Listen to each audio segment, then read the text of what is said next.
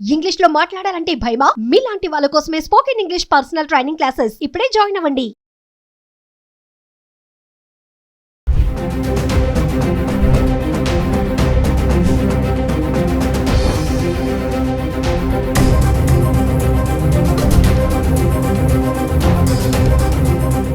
జనవరి 20, 2025 సంవత్సరంలో 47వ రాష్ట్రపతిగా ప్రమాణ స్వీకారం చేసిన డొనాల్డ్ ట్రంప్ అమెరికా అధ్యక్షుడు అయిన తర్వాత అక్కడ మరి వైట్ హౌస్లో చాలా సంచలనమైన నిర్ణయాలు తీసుకున్న విషయం మన సుమన్ టీవీ ప్రేక్షకులందరికీ తెలుసు.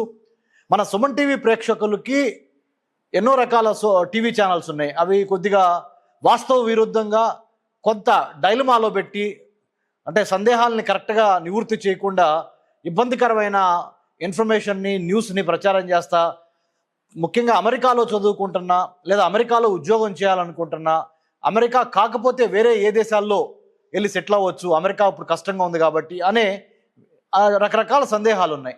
మా పిల్లలు అమెరికాలో ఉన్నారు, F1 స్టూడెంట్ మీద వెళ్ళారు, ఓపీటీలో ఇబ్బంది అవుతుంది, మరి కాలేజ్ అయిపోయింది అక్కడ, కానీ జాబ్ రాలేదు, కానీ స్కాలర్షిప్ లేదు, కట్టలేనంత లోన్లు తీసుకొని అమెరికా వెళ్తాం జరిగింది. మరి దీన్ని ఎట్లా ఎదుర్కోవాలి? మరి ఇండియాలోనేమో లోన్స్ వడ్డీలు పెరిగిపోతున్నాయి, 50 లక్షలు 60 లక్షలు ఎంఎస్ చేయడానికి అమెరికాకు తీసుకున్న పరిస్థితులు కనబడుతున్నాయి. అసలు స్కాలర్షిప్స్ ఉన్నాయా? ఉంటే ఎలా సాధించాలి? ఒక అమెరికాకైనా వేరే దేశాల్లో కూడా ఏమైనా స్కాలర్షిప్స్ ఉన్నాయా అనే తదితర అంశాలు ఇది ఒక అంశం. ఇంకొక అంశం ఏంటంటే H1B. నేను H1B తీసుకొని అమెరికా వెళ్ళి జాబ్ తీసుకొని అక్కడ అమెరికాలో జాబ్ చేయను. మరి అమెరికా అధ్యక్షుడిగా డొనాల్డ్ ట్రంప్ అధ్యక్ష పదవి స్వీకరించిన తర్వాత ఒక 100 ఎగ్జిక్యూటివ్ ఆర్డర్స్ మీద సంతకం పెట్టారు. అంటే రాష్ట్రపతి ఉత్తర్వులు ఇమ్మీడియట్గా, అంటే కాంగ్రెస్తో అక్కడ ఉన్న పార్లమెంట్తో సంబంధం లేకుండా ప్రెసిడెంట్ డొనాల్డ్ ట్రంప్ సొంతంగా తీసుకున్న నిర్ణయాలు ఒక 100 మరి ప్రపంచం మీద ఆయన ఒక్కొక్కటి రుద్దుతున్నారు. దాంట్లో భాగంగా నా H1B వీసా తీసుకొని వర్క్ పర్మిట్ తీసుకొని ఇక్కడ పనిచేస్తున్నాను, మరి నాకేమన్నా ఇబ్బంది ఉంటుందా ఇక్కడ అనే ఒక సందేహము. ఈ సందేహంతో పాటు మరి ఇంకో సందేహం ఏంటంటే, ఇప్పుడు నేను అక్కడ ఉన్నాను, నా మీద డిపెండెంట్ అయిన వాళ్ళకి డిపెండెంట్గా వెళ్తానికి H1B నేను అక్కడ ఉన్నాను, కానీ నా మీద ఆధారపడిన మరి కుటుంబ సభ్యులకి వాళ్ళ పరిస్థితి ఏంటి? వాళ్ళకి ఇప్పుడు వీసా వచ్చే అవకాశం ఉందా? అమెరికన్ కాన్సులేట్ హైదరాబాద్లో ఉంది, ఢిల్లీలో ఉంది, మరి కోల్కతాలో ఉంది, ముంబైలో ఉంది, చెన్నైలో ఉంది. మరి ఇక్కడ ఉన్నా కానీ ఇబ్బందిగా ఉంది పరిస్థితి. వీసాకి స్లాట్స్ దొరకట్లేదు, ఎలా చేయాలి? అసలు వీసాకి ఎట్లా అప్లై చేయాలి? మాకు తెలుగు భాష రాదు, కానీ వీసా ఆఫీసర్ ఇంగ్లీష్లోనే అడుగుతాడు. మరి నా డిపెండెంట్స్, ముఖ్యంగా నా డిపెండెంట్స్ అంటే బీటెక్, ఎంటెక్, లేకపోతే ఇంజనీరింగ్, డాక్టర్, స్టెమ్ స్టూడెంట్, వీళ్ళందరికీ ఇంగ్లీష్ అద్భుతంగా మాట్లాడతారు. కానీ డిపెండెంట్ వీసాల మీద వెళ్ళే తల్లిదండ్రులు కానీ మిగతా కుటుంబ సభ్యులు కానీ మరి వీసా ఆఫీసర్ అడిగేదాన్ని ఇంగ్లీష్లో మాట్లాడాలి, ఏం చేయాలి? ఇది ఒక సందేహము. ఇంకో సందేహం ఏంటంటే, ఇప్పుడు అమెరికా అధ్యక్షుడు డొనాల్డ్ ట్రంప్ ముఖ్యంగా ప్రపంచంలో 197 దేశాల్లో ఒక 50 దేశాలని, 45 నుంచి 50 దేశాలని ఆయన ఐడెంటిఫై చేసి red list, orange list, yellow list అని 3 లిస్టులు తయారు చేశాడు. రెడ్ లిస్టులో భాగంగా ఉన్న దేశాలకి ఎట్టి పరిస్థితుల్లోనూ అమెరికాకి వీసాని ఇవ్వని అంటున్నాడు. ఆరెంజ్ లిస్టులో ఉన్న దేశాలకి ఎక్కువ రిస్ట్రిక్షన్స్ పెట్టి వీసా ఇస్తామంటున్నాడు. ఎల్లో లిస్టులో ఉన్న దేశాలకి 50% ఛాన్స్ అంటున్నాడు. అందుట్లో భారతదేశం లేనప్పటికీ మనం లేదు కాబట్టి మనం భయపడాల్సిన అవసరం లేదు. India is not part of any of these red list, orange list or yellow list. It's a good thing. So ఇలాంటి రకరకాల సందేహాలు, రకరకాల ప్రశ్నలు, మన ప్రతిరోజు మనకి ఎన్నో ఆర్థిక సమస్యలు, ఆరోగ్య సమస్యలు, ఇక్కడ ఉపాధి, ఎంప్లాయ్మెంట్ సమస్యలు, ఇలాంటి పరిస్థితుల్లో మళ్ళీ ఇది ఒక కొత్త బాధ. ఏంటి, మేము ఎదురు చదువుకోలేకపోయాం, మా పిల్లలైన అమెరికాలో చదువుకోవాలి, లేకపోతే విదేశాల్లో చదువుకోవాలనే ఒక మధ్యతరగతి కుటుంబం పడే వేదన, మనోవేదన, ఎట్లాగైనా పంపించాలి అనేది. సరే, ఎట్లా మీరు ఆస్తులు ఉంటే ఉన్నవాళ్ళు పెడుతున్నారు, లేని వాళ్ళు ఇక్కడే చదువుకుంటున్నారు, అది వేరే విషయం అనుకోండి. మరి ఇలాంటి పరిస్థితుల్లో అన్ని ఆస్తులు తాకట్టు పెట్టి పంపించినా కానీ అక్కడ ఉద్యోగం వచ్చే పరిస్థితి లేదు, ఇది చదువు అయిన తర్వాత.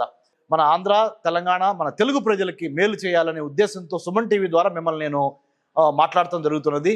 ముఖ్యంగా మీరు గమనించాల్సింది నెంబర్ 1, 3 విషయాలు మాట్లాడతాను ఇవాళ దీంట్లో. మొదటి విషయం ఏంటంటే, ఈబీ వీసా విధానానికి రద్దు చెప్పి, అంటే ఇన్వెస్ట్మెంట్ వీసా అంటారు. అమెరికాలో మీరు ఒక $8 లక్షల వరకు ఇన్వెస్ట్మెంట్ చేస్తే మీకు గ్రీన్ కార్డుతో పాటు మరి తర్వాత citizenship, permanent resident, PR status, ఇవన్నీ వస్తాయి అనేది మొన్నటి వరకు ఉన్నది. ఆ ఈబీ వీసా విధానాన్ని రద్దు చేసి డొనాల్డ్ ట్రంప్ గారు కొత్తగా మరి గోల్డ్ కార్డ్ అనే విధానాన్ని ప్రవేశపెట్టారు. గోల్డ్ కార్డులో భాగంగా ఒక $5 మిలియన్ $5 మిలియన్ అమెరికన్ డాలర్స్ కనుక ఎవరైతే ఇన్వెస్ట్ చేస్తారో అమెరికాలో, వాళ్ళకి మేము గ్రీన్ కార్డుతో పాటు పర్మనెంట్ రెసిడెన్సీ, సిటిజన్షిప్ ఇస్తాము అని డొనాల్డ్ ట్రంప్ యొక్క ఆర్డర్, ప్రెసిడెన్షియల్ ఆర్డర్, అంటే ఆయన రాష్ట్రపతి ఉత్తర్వు. దాన్ని ఆధారంగా చేసుకొని మరి భారతదేశంలో ఉన్న 140 కోట్ల మంది జనాభాలో ఎంతమంది 44 కోట్ల రూపాయలు ఒక పర్మనెంట్ రెసిడెంట్ అమెరికాలో పౌరసత్వం సంపాదించుకోవడానికి 44 కోట్లు ఎవరు పెట్టగలరు పెట్టుబడి అన్నప్పుడు ఓన్లీ 140 కోట్ల భారతీయుల్లో చాలా తక్కువ మంది పెట్టుబడి పెట్టగలరు. 44 కోట్లు ఒకేసారి తీసుకెళ్ళి అక్కడ కడతామంటే మామూలు విషయం కాదు అమెరికా పౌరసత్వానికి. మరి ఇది మంచా, is it right or is it wrong, and in what way Donald Trump has decided this much of amount, $5 million which is 44 crores in Indian rupees. How are we going to invest? Number one. Number two, okay, I have invested. Just assume that I have invested. అనుకోండి మీరు 44 కోట్లు పెట్టారనుకోండి, మీకు వచ్చే ఉపయోగాలు ఏంటి అక్కడ? మరి ఈబీ వీసా విధానానికి, అంటే ఇన్వెస్ట్మెంట్ వీసా ఈబీ విధానానికి ఈ గోల్డ్ కార్డుకి ఉన్న తేడా ఏంటి అని గమనించినప్పుడు, గోల్డ్ కార్డులో ఇంత లిమిట్ అని లేదు. ఇది మీకు శాశ్వత పౌరసత్వం ఉంది అనేది ఒకటి. తర్వాత కోటా ఏమి ఇవ్వాల ఆయన, అంటే ఇంతమంది మాత్రమే గోల్డ్ కార్డు ఎవరైతే కొనుక్కున్నారో $5 మిలియన్ పెట్టి, అంటే 44 కోట్లు పెట్టి ఇంతమంది మాత్రమే అమెరికా రావచ్చు అనే ఒక లిమిట్ ఏం పెట్టాల, క్యాప్ ఏం పెట్టాల. అంటే ప్రపంచంలో 197 దేశాల నుంచి అమెరికాకి ఎంతమంది అయినా వెళ్ళొచ్చు అనేది వాళ్ళ అంచనా. అంటే American state department, American defence department, American మరి వైట్ హౌసు, అంటే వీళ్ళందరూ కలిసి కూర్చొని మాట్లాడుకున్నది ఏంటంటే, ప్రపంచంలో కుబేరు లిస్ట్ తీస్తే అందుట్లో అల్ట్రా హై నెట్వర్త్ ఇండివిజువల్స్ అంటారు. అల్ట్రా హై నెట్వర్త్ ఇండివిజువల్స్ అంటే అత్యధిక ధన సంపాదన కలిగిన వాళ్ళు ప్రపంచంలో ఎంతమంది ఉన్నారు అని చూసినప్పుడు వాళ్ళ లెక్క ప్రకారము 2.5 కోట్ల మంది, రమారమి 2.5 కోట్ల మంది అత్యధిక ధనవంతులు ప్రపంచవ్యాప్తంగా 2.5 కోట్ల మంది ఉన్నారు. ఆ 2.5 కోట్ల మందిలో నుంచి కనీసం ఒక 10 లక్షలైనా, అంటే 1 మిలియన్ అయినా లేదా 2 మిలియన్స్ అయినా అమెరికాలో ఇన్వెస్ట్మెంట్ చేయలేరా అనే ఒక భావనతో, అనే ఒక క్యాలిక్యులేషన్తో అమెరికన్ ప్రెసిడెంట్ వాళ్ళ టీము, డొనాల్డ్ ట్రంప్ గారు ఈ నిర్ణయాన్ని తీసుకున్నారు. ఏది, $5 మిలియన్ పెడదాము గోల్డ్ కార్డ్ విధానం ద్వారా. ఎవరికైతే $5 మిలియన్ డబ్బులు ఉంటాయో వాళ్ళే మా దేశానికి రండి, అమెరికాకి, ఇక్కడ ఇన్వెస్ట్మెంట్ చేయండి, ఫుల్ టైం ఎంప్లాయ్మెంట్ అంటే ఇవ్వండి మా వాళ్ళకి, ఎవరికి అమెరికాలో మ్యానుఫ్యాక్చరింగ్ స్పేస్ని పెంచండి, అంటే ఉత్పత్తిని, తయారీ కర్మాగారాలని ఎక్కువ పెంచండి. If you come here, if you invest here, ఇక్కడ ఇన్వెస్ట్మెంట్ చేసి ఫ్యాక్టరీలు పెట్టి ఇక్కడే మ్యానుఫ్యాక్చరింగ్ చేయటం మూలాన, ఇక్కడే ఉత్పత్తి చేయటం మూలాన అమెరికా ఆర్థిక వ్యవస్థ గాడిలో పడుతుంది, ట్రాక్ ఎక్కుద్ది. కోవిడ్-19 తర్వాత అమెరికా వ్యవస్థ చిన్నభిన్నమైంది. ఇంకో పక్కన చైనా బాగా రైజ్ అవుతుంది. చైనాని ఎదుర్కోవడానికి, ఆ పోటీకి ఏం చేయాలి అన్నప్పుడు డొనాల్డ్ ట్రంప్ అండ్ టీం తీసుకున్న నిర్ణయం ఏంటంటే ఇది. కాబట్టి ఇది గోల్డ్ కార్డ్ విధానము. ఈ గోల్డ్ కార్డ్ ద్వారా ఎంతమందికి వెళ్ళగలరు అనేది మనం ఆలోచించి చూడాల్సిన విషయము. ఈబీ ఇన్వెస్ట్మెంట్ వీసాకి సంబంధించి మరి నేను ఒక క్యాప్ ఉందని చెప్పాను, అంటే ఇన్ని వేల మంది మాత్రమే అక్కడ ఇన్వెస్ట్మెంట్ చేయాలి యాన్యువల్లీ అని.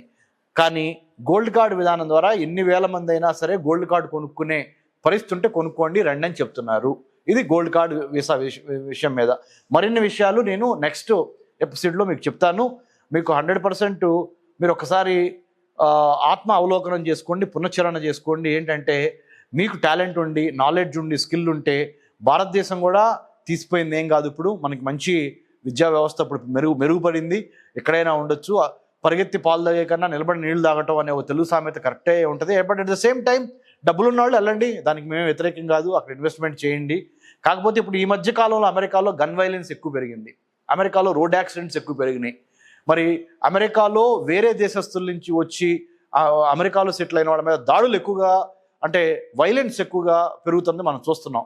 కాబట్టి ఈ అంశాలన్నింటినీ పరిగణలో తీసుకొని మీకు ఇంకా ఏమన్నా సూచనలు, సలహాలు, better career, better employment counselling కావాలంటే వెల్కమ్. సుమన్ టీవీ ప్రేక్షకులకి ఎటువంటి డైలమా ఉన్నా, అమెరికాలో ఇలా ఎలాంటి స్కాలర్షిప్స్ ఉన్నాయి, ఎలా సంపాదించాలి, యుఎస్ తర్వాత ఈ అమెరికా కాకుండా ఇంక ఏ దేశాల్లో సెటిల్ అవుతారు అనే అంశాల మీద కూడా ఏమైనా ఉంటే నేను చెప్తాను. తప్పకుండా స్కాలర్షిప్స్ ఉన్నాయి. ఆ స్కాలర్షిప్స్ ఉన్నాయి అనే విషయం మనకి తెలియకపోవడం వలన బ్యాంక్ లోన్ తీసుకుంటున్నారు. నమస్తే, డాక్టర్ రమేష్ కనిగంటి. జై హింద్.